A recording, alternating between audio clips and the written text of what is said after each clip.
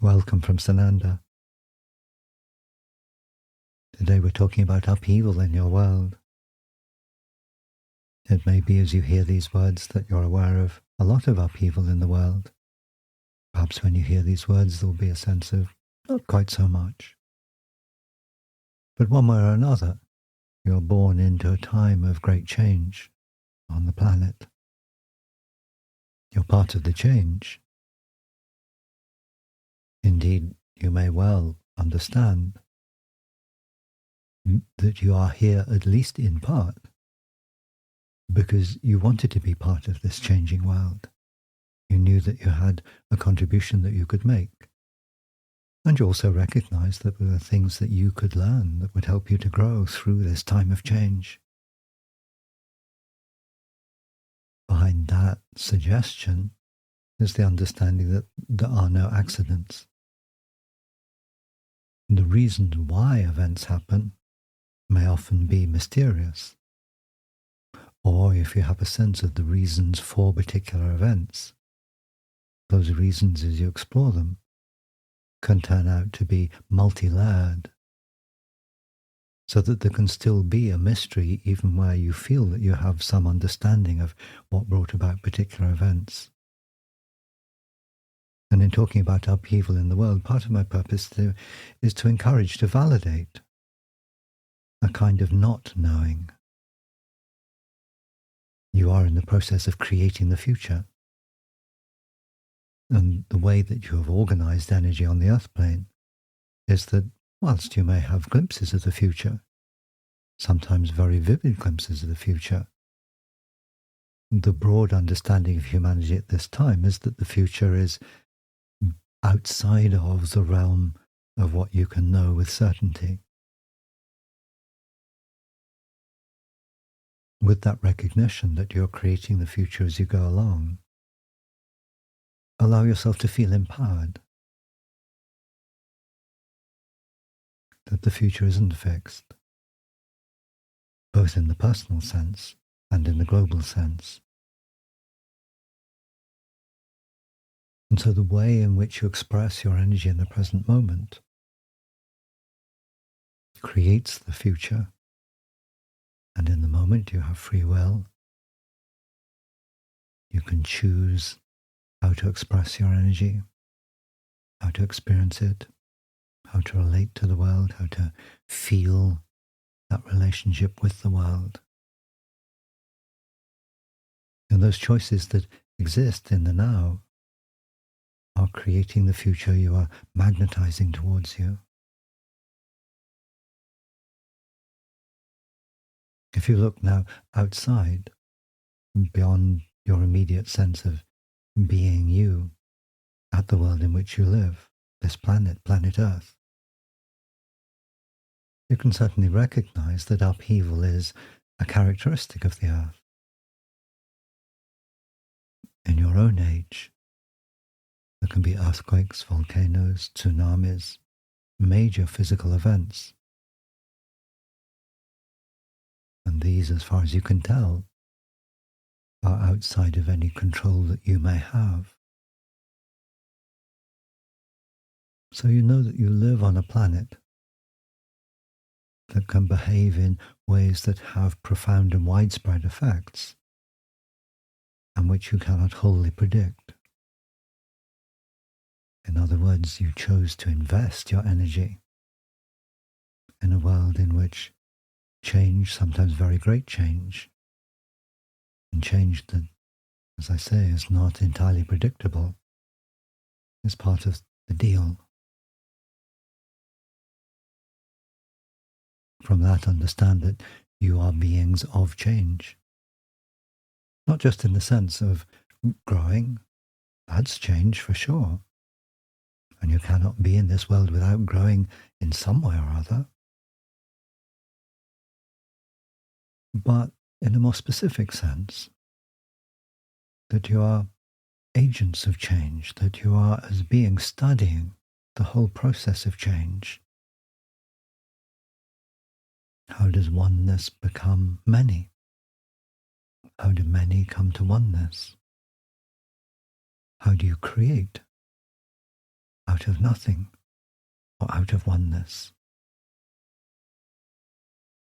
You can have a sense that you derive your personal experience of being you from a larger consciousness.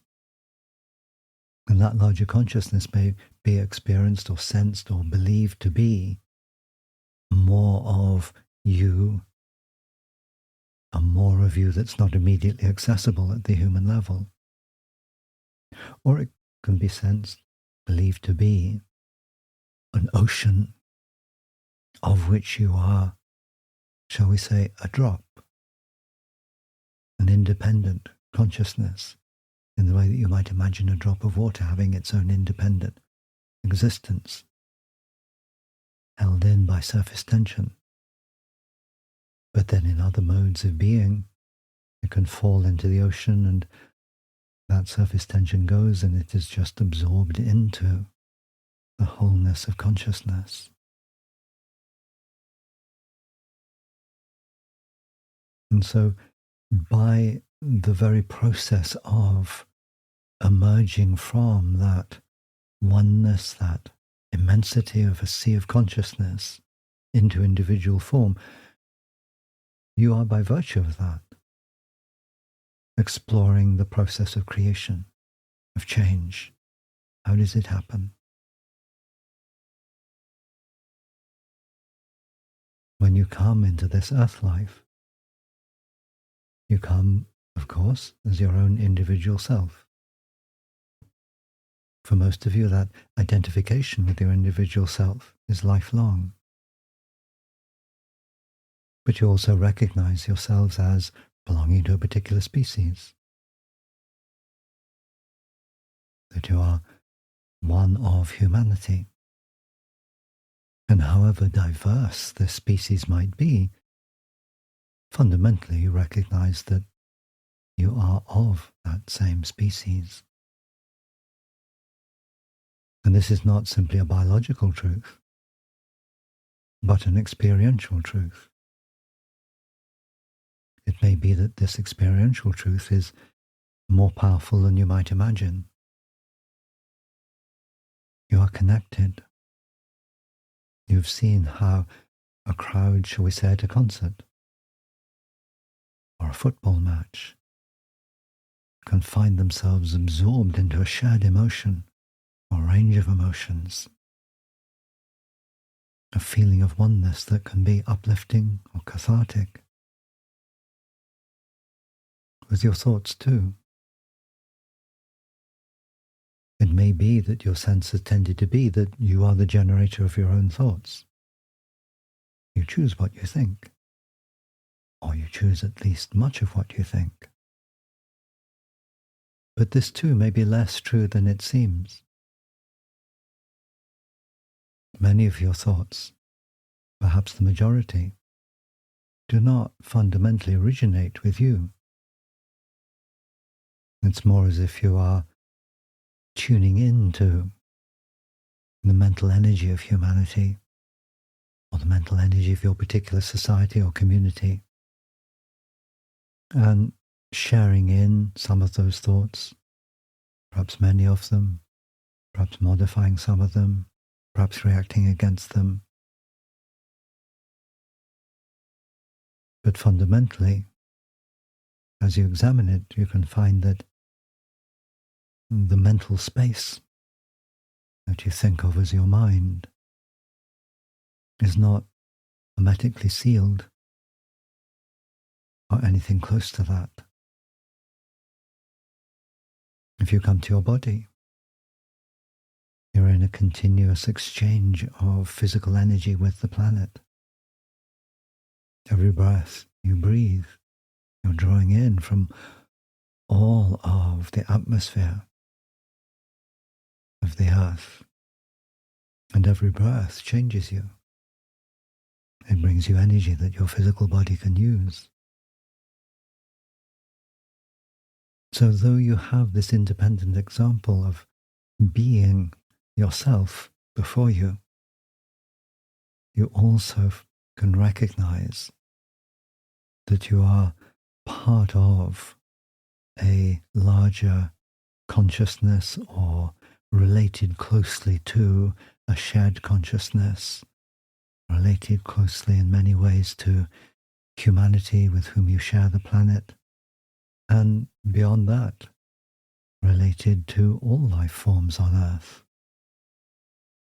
Some of those relationships feel closer than others, but you are all of the stuff of the earth. You are all spirit, having gathered, having received from the earth gifts that you then give form to as your physical presence, as your human presence, as the activity and movement of your emotions and your mind. So now we come to upheaval. Upheaval of itself is neither good nor bad. It's just change, but change that has a degree of intensity that leads you to think of it as upheaval. Your familiar routine, your familiar path is either directly affected, or there can be a feeling that it might be affected as you observe change in the world around you. So that perhaps a first step as you consider your relationship with upheaval in the world is to allow yourself to welcome it as change. You do not need to welcome suffering, but you can welcome the potential for beneficial change for you as an individual.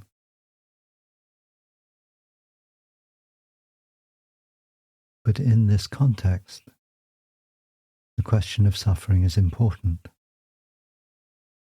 It may be that right now, as you listen to these words or read the transcript, your immediate environment is peaceful or relatively peaceful, that upheaval is elsewhere, in another place or another time.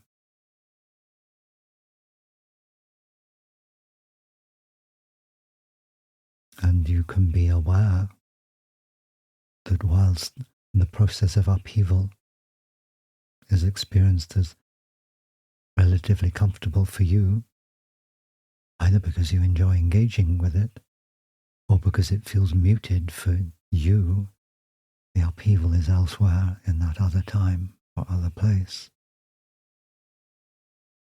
You can then look upon the suffering of others who are caught up in the maelstrom, and you can wonder, many do, is it really right that I should welcome change into my life? Change that is being, in some way anyway, promoted by this upheaval in the world, when that same upheaval is bringing suffering to some, perhaps to many.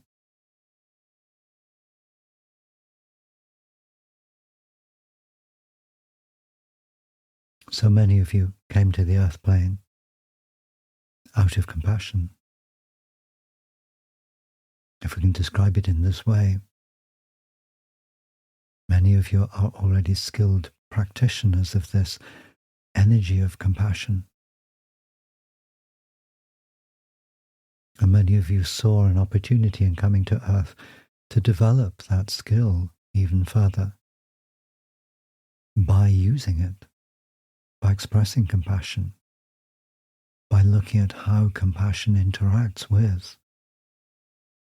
the events, the changes, the variety of experience that the earth plane offers.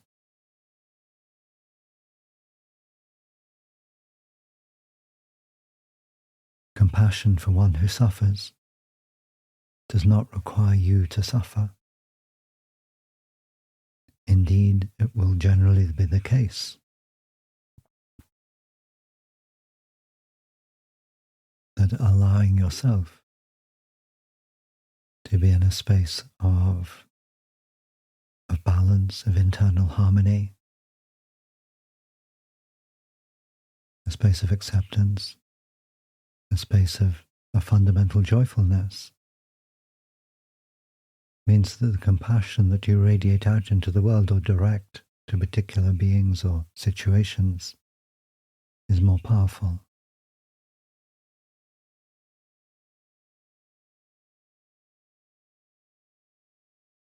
It is the case at this time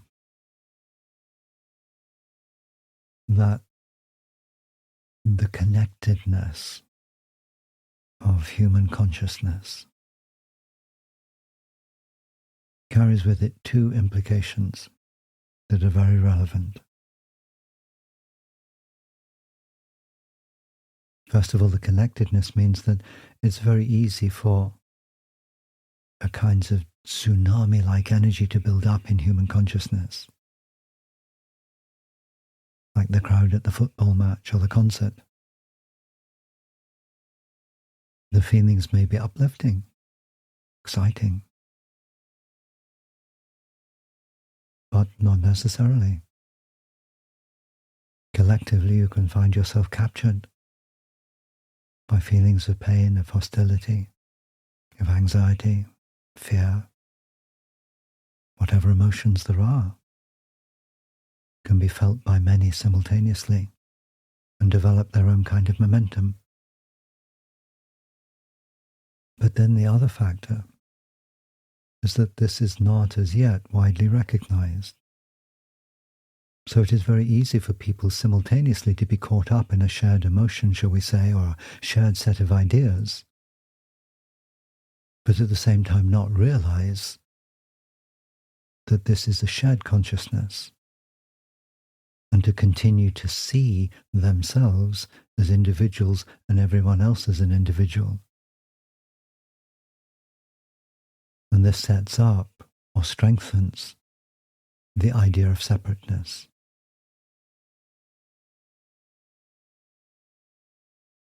Whatever your background as a human, whatever your background as a being, at the human level, really virtually every human energy field carries the echoes of trauma.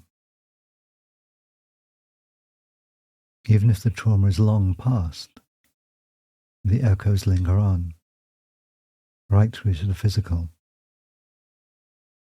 The energy field of your DNA, or of your cells more generally, carry very complex frequencies. They carry a kind of history, a history that is personal, but also a history that is collective. The history of humanity, but then within that history, the history also of your genetic inheritance. So if there has been trauma in the past, for you, for your ancestors, for humanity in general, and there has indeed been very considerable trauma in humanity's past, then those echoes exist within you now. You're existing in a time when the qualities of energy coming into the world are stimulating change. They tend to draw up to the surface these deep wounds. Part of the challenge humanity has been facing is of partial healing. You've had the idea as a group of societies that history is fairly brief, that what happened 1,000 years ago or 10,000 years ago or 1,000,000 years ago is not relevant to you today. What happened to your grandparents? Yeah, that can feel relevant. But when you start to go further back, there's this widely shared idea that that's all done with, that's gone. From our perspective, this is like a wound healing over on the surface, but still having poison in its depth. Many of you, as well as being gifted in the skill of compassion, are also, and in lots of different ways, great healers. Another reason that so many of you hearing these words were drawn to the earth was to use and develop those healing skills. Often, in order to do that, you took on issues, traumas for you to deal with, in the knowledge that that would play a part in awakening your awareness of those skills that you already have, but because of the density of the earth plane, have been somewhat hidden from you. So we're in a situation where the energies, the light coming in, is tending to draw the poison up to the surface from those deep wounds. In one way or another, there's a degree of pain in that experience. It's not really present pain as such, but it is an opportunity to allow the pain of the ancient past or the more recent past to come into the light, to be healed by the light, in the same way that sunlight can be so very helpful in healing a physical wound.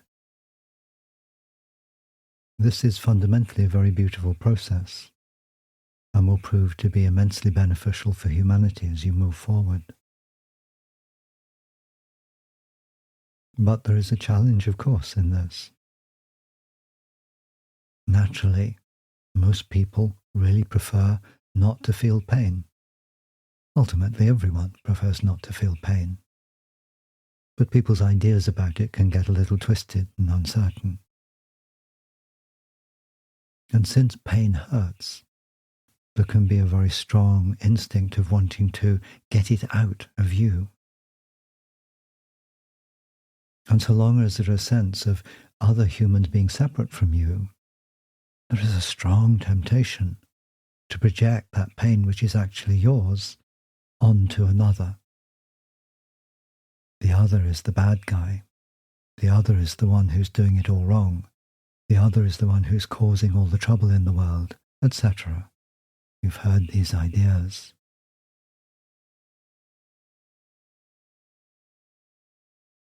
So in this current era, you're finding that there is a rising to the surface of trauma, some of it very ancient, so that it may be cleared, so that humanity is free to move forward into a rather different future, a future that you yourself are helping to create. In the process of that, whilst there is still that understanding that you are separate from one another, then you find in human societies upheaval. As people attempt to dump their pain onto others as a way of being free of it. When the understanding arises that there is no other, that you are one, that you are of the oneness, then, of course, it is immediately obvious that projecting your pain onto another is a futile exercise. The other doesn't exist. You're just shuffling pain around yourself, we might say. It doesn't do any healing. And as so many of you know from your own experience and from studying the world, not only does it not promote healing, it tends to prolong suffering. Far from clearing the poison in the depth of the wound, it inflames it, it reinfects it. All is not lost. It can sound as though I'm describing a rather dreadful process, and in that it brings suffering to many, it is indeed a dreadful process. There are many better ways of moving forward. Nevertheless, re-stimulating a wound also can be seen as bringing it towards healing. At some point, a recognition arises that trying to dump the poison onto another is not working, and actually the pain is getting worse. Then there's an opportunity for realization, a letting go of the drama that is involved in projecting your pain onto another.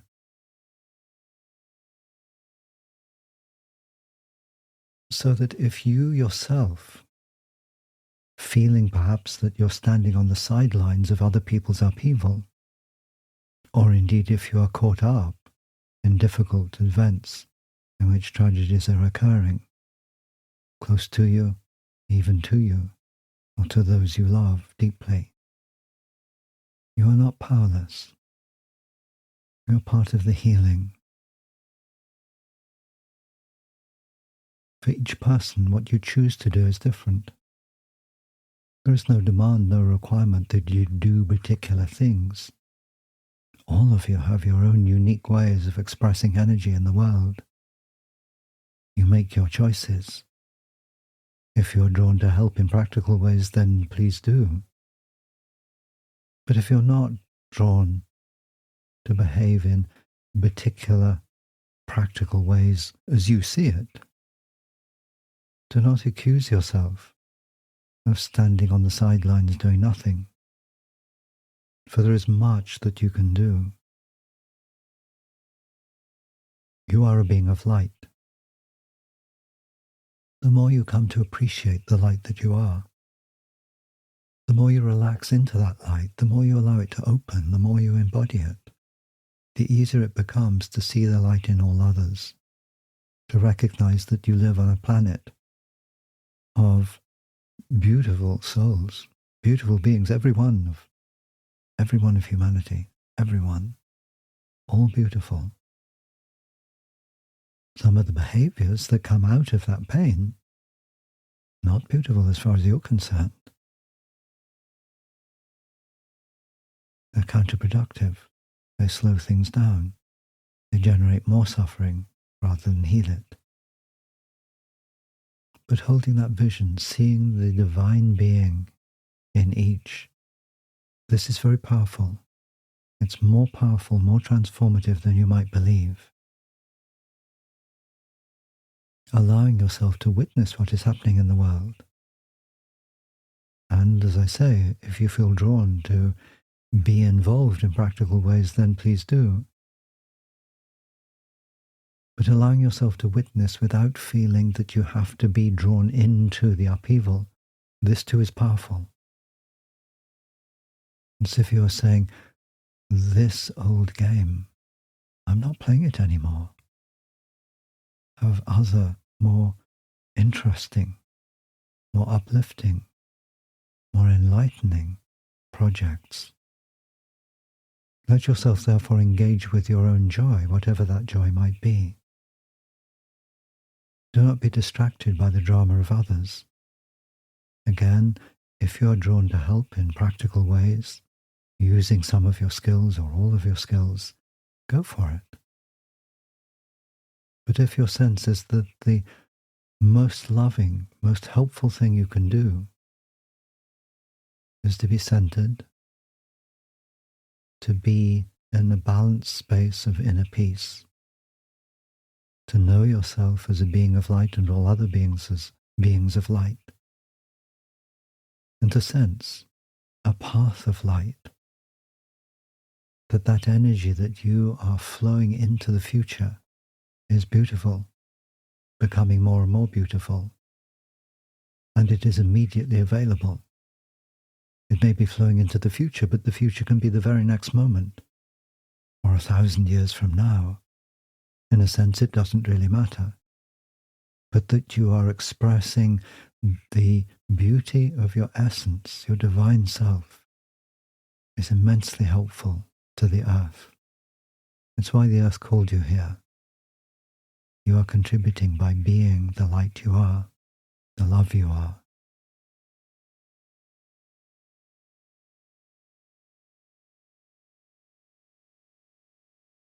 Thank you for listening. Goodbye for now.